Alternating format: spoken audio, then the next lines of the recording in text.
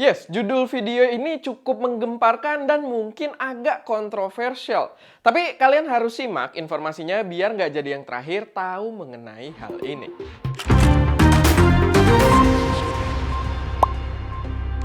Episode Saturnius kali ini disupport oleh toko kamera Focus Nusantara. Toko kamera dengan pilihan super komplit yang cocok banget kalau kalian pengen nambah gear buat produksi kalian. Seperti biasa sebelum masuk ke informasi pertama, gue mau ngingetin dulu kalau kita bakal ada lomba foto lagi start di bulan Februari besok. Yang merupakan lomba foto berhadiah kamera mirrorless. So, silahkan dipantau biar nggak ketinggalan. Lombanya sendiri powered by preset creator kita yang merupakan preset Lightroom paling canggih di Indonesia saat ini karena udah powered by AI yang bisa auto select subject dan mengatur warna berdasarkan selection tersebut. Kalau kalian udah punya presetnya, free buat kalian ikutan lombanya, gratis selama lombanya ada lagi. Dan kalau kalian belum punya, kalian bisa pakai kode voucher lomba foto biar dapat diskon Rp300.000. Informasi pertama kita mulai pastinya dengan topik yang lumayan bisa jadi perdebatan. Di mana iPhone 15 Pro bisa menciptakan looks ikonik atau karakter warna yang khas dengan kamera Arri Alexa. Siapa yang tidak familiar dengan nama Arri Alexa gitu ya di dunia videografi? Walaupun kadang mereka nggak tahu juga tipe kameranya atau ya spek-speknya karena gue termasuk orang-orang tersebut. Tapi paling nggak itu yang diklaim oleh OneLoot, sebuah produk loot untuk iPhone 15 ProRes Video yang mengklaim kualitasnya bisa menyamai Arri Alexa K1 S1 Rec 709. Mungkin ini kayak format warna yang ditawarkan sama si Arri Alexa atau mungkin ya color spektrumnya gitu ya, pilihan color profile gitu yang ada di Arri Alexa. Gue juga nggak tahu dan nggak pernah nyoba.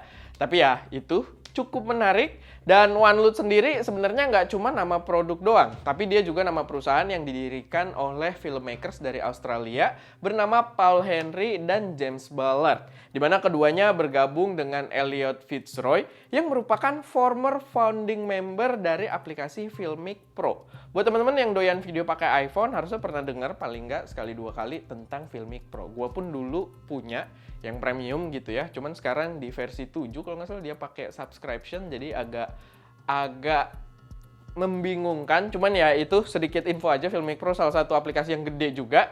Dan ini seru sih menurut gua karena footage yang jadi contoh di artikelnya bisa dibilang lumayan low light juga. Dan di video demonya pun kayaknya kelihatan agak too good to be true gitu kalau itu di shoot ternyata hanya menggunakan iPhone.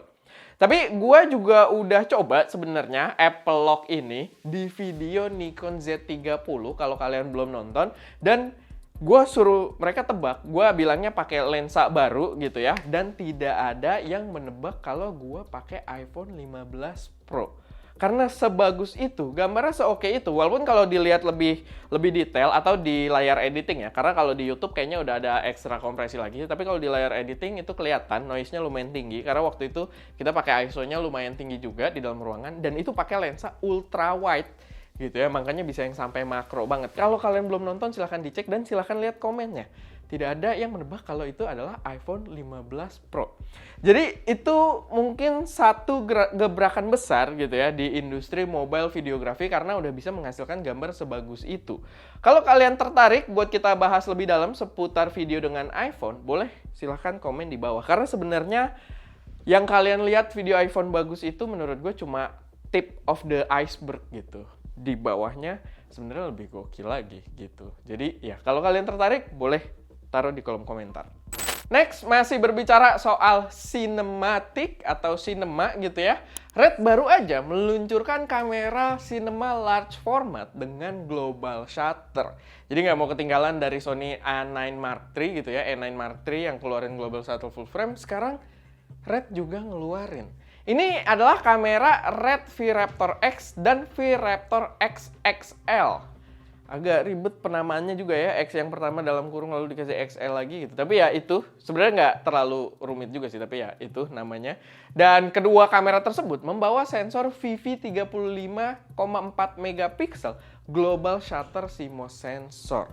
Dimana sesuai namanya juga, kayak yang tadi udah kita bahas di awal, ini adalah kamera large format yang berarti punya sensor berukuran lebih besar dari full frame. Ukurannya itu yang tertulis di spesifikasi adalah 40,96 mm kali 21,6 mm. Sedangkan full frame-nya Sony itu di 36 mm kali 24 mm. Kalau kita lihat aspek rasionya juga mungkin langsung bentuk video ya. Karena dari angkanya tadi dia panjang gitu, bukan kayak kamera-kamera full frame yang memang karena concernnya adalah kamera foto sebenarnya gitu ya, mirrorless full frame. Jadi ya aspek rasionya masih agak kotak gitu. Sedangkan di sini sepertinya udah bentuk video. Dan ini jelas jadi update yang menarik di dunia sinema, tapi ini adalah bentuk update yang nggak berpengaruh pada kelas produksi kita di ST Media. Dan mungkin mayoritas teman-teman juga gitu ya. Jadi fun to know aja, satu update yang sangat-sangat seru, cuman buat nyoba aja gua rasa masih termasuk halu gitu ya. Jadi ya, doa aja, semoga bisa kesampaian kita bikin video dari kamera ini. Next, masih berkaitan lagi dengan sinema, jadi ada Samyang yang menambah jajaran lensa sinema autofokusnya dengan 100 mm t2.3. Lensanya sendiri baru dibuat untuk Sony E-mount yang padahal katanya sih Samyang ini udah masuk ke dalam L-mount Alliance. Jangan-jangan dia impostor berada di dalam situ ya. Gua belum cek lebih lanjut, sorry, gue udah berencana, cuman ya itu yang gue dapat dari artikelnya aja gitu. Jadi ya dia belum menyediakan buat L-mount Alliance, tapi jokes aside, sebenarnya lensa ini menarik banget menurut gua, membawa konsep lensa sinema dengan sistem autofocus full dengan satuan T-stop gitu ya. Harganya sendiri juga cukup affordable sebenarnya karena dia udah bisa di-preorder dengan harga $699 dan diprediksi akan hadir di Maret 2024. $700 untuk lensa sinema full autofocus gitu dan udah pakai T-stop juga. Walaupun kualitasnya kita belum tahu, tapi sebenarnya lumayan menarik. Jadi mungkin Samyang akan masuk dalam radar gua. Terakhir, ini ada kabar lagi dari Yongnuo yang secara resmi mengumumkan lensa YN 35mm f2 untuk Canon RF.